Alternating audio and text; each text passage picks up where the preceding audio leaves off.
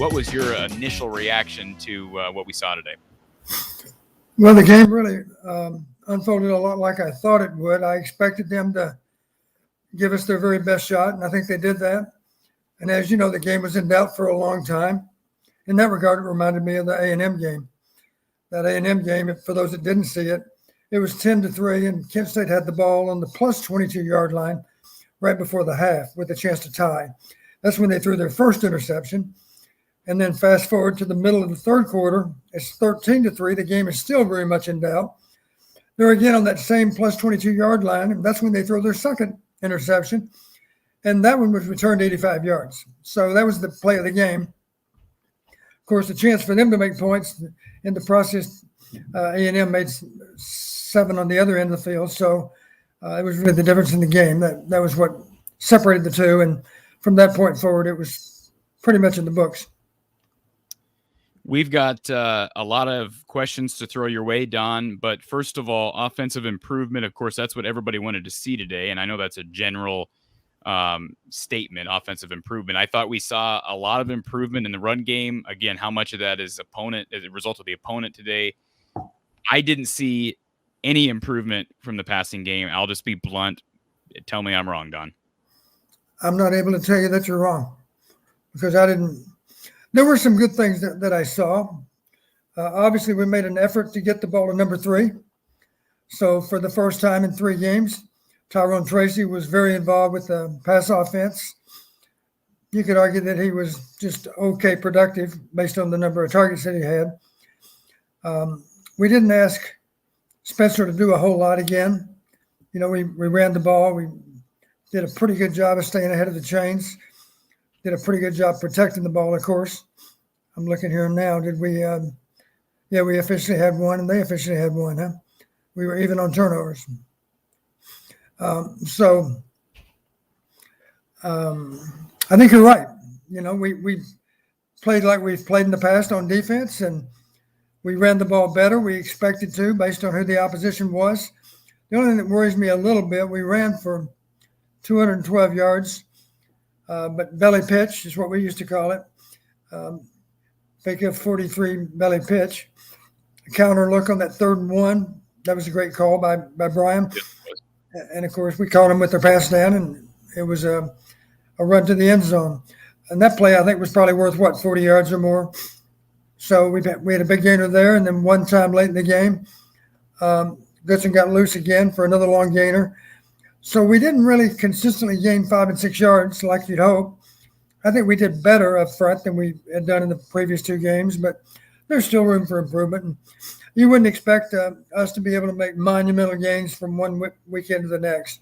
Doesn't happen that quickly. And let's give Kent State some credit, too. They were excited about playing the game. They might have been undersized in places, but they certainly play hard. They're pretty athletic. They can cause you some problems. They can give you some negative plays. One obvious difference in the game all over again was the kicking game. You know, every time we traded punts, I haven't run the numbers, but every time we traded punts, of course, or kickoffs, for that matter, we didn't trade kickoffs, but you get my drift. Yeah. It was a field position game for us.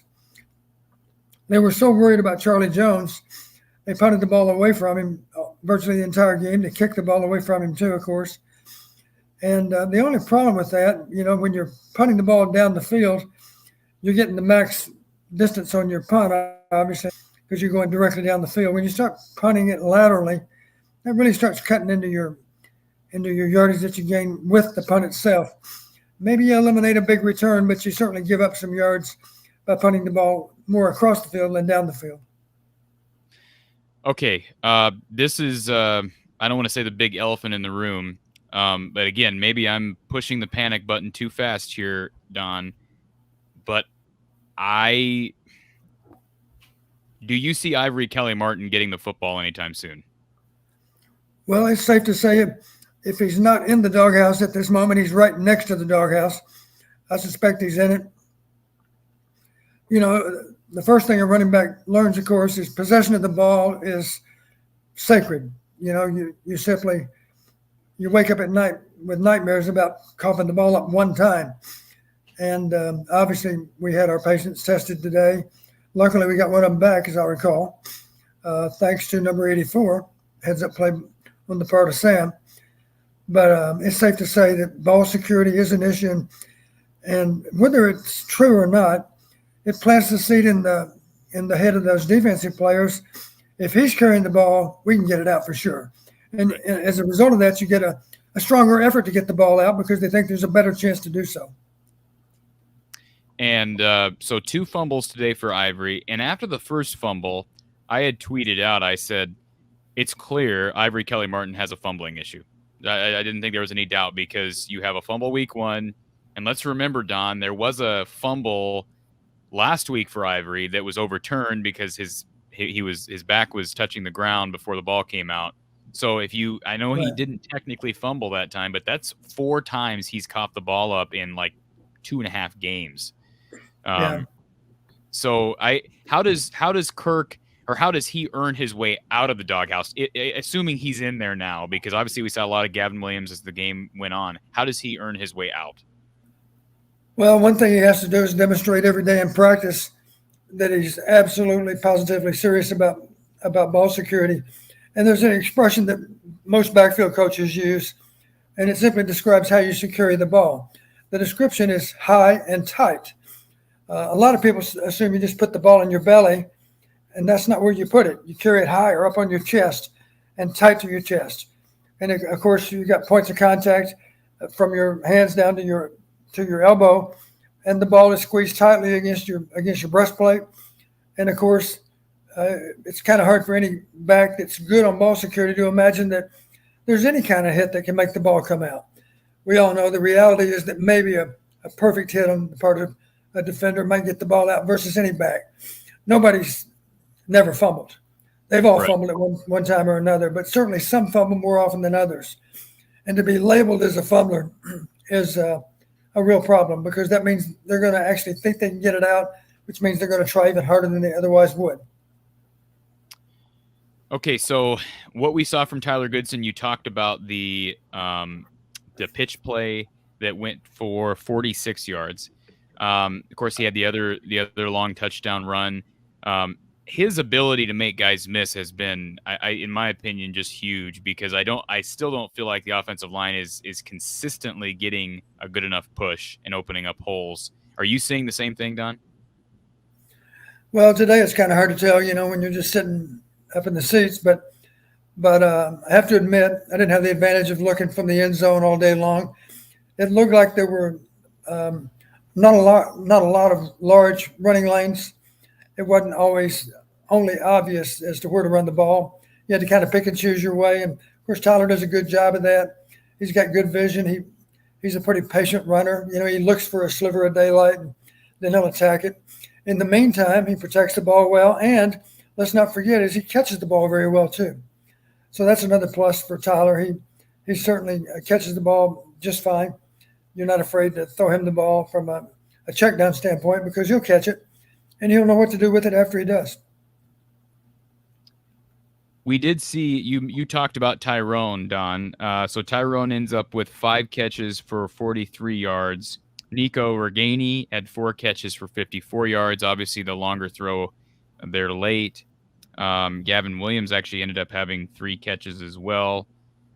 Jackson Ritter had a catch. Arlen Bruce got his first career catch. No catches for Charlie Jones today, which was a big surprise to me. But again, Spencer missed him on the, I believe it was a comeback route. I couldn't see it from my vantage point on the television, but it looked like a grounded pass on a comeback route. Yeah, threw it in the dirt. Yep. So, very true. 84 had his usual productive day. You expect that out of him. Obviously, it appears to me, if I was going to defend Iowa, Spencer certainly would prefer to throw 84 the ball. He has great confidence in Sam, and Sam's earned that confidence.